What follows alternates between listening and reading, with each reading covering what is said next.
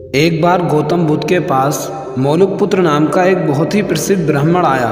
उसके साथ उसके 500 शिष्य भी थे। वह बुद्ध से ढेरों सवाल पूछना चाहता था। बुद्ध ने उसकी तरफ ध्यान से देखा और कहा, मैं तुम्हारे हर सवाल का जवाब दूंगा, लेकिन मेरी एक शर्त है।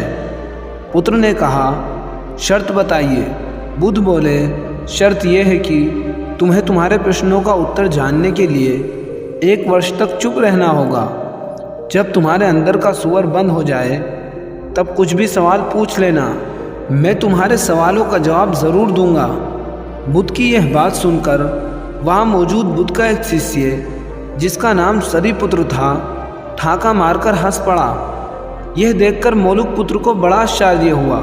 उसने बुद्ध के उस शिष्य से हंसने का कारण पूछा तो सरीपुत्र ने कहा, मैं भी तुम्हारी तरह कुछ सालों पहले मन में बहुत सारे प्रश्न लेकर आया था। मेरे साथ तो 5000 शिष्य थे और मैं तुमसे भी बड़ा ब्राह्मण था।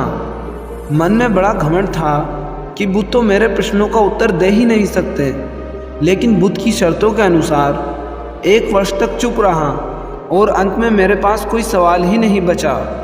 इस पर बुद्ध ने मौलिकपुत्र से कहा, मैं अपने वचन का पक्का हूँ, साल भर बाद जवाब ज़रूर दूंगा। 1 साल बीता और मौलिकपुत्र ध्यान में उतर गया। वह इतना मौन हो गया कि मन के अंदर की बातचीत भी ख़त्म हो गई। जब 1 साल बीत गया तो साल के आखिरी दिन बुद्ध ने उससे सवाल पूछने को कहा। मौलिकपुत्र हंसा और हंसकर बोला, सरीपुत्र सही कह रहा था, अब मेरे पास पूछने को कुछ है ही नहीं। इस पर बुद्ध ने कहा, अगर हम मन में सच्चे नहीं हैं तो समस्याएं और प्रश्न होते हैं।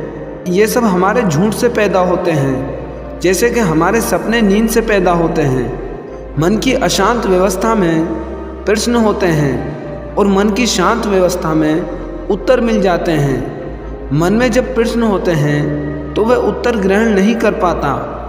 मौन हमें मन की ऐसी व्यवस्था उपलब्ध कराता है जहाँ हर प्रश्न का उत्तर होता है।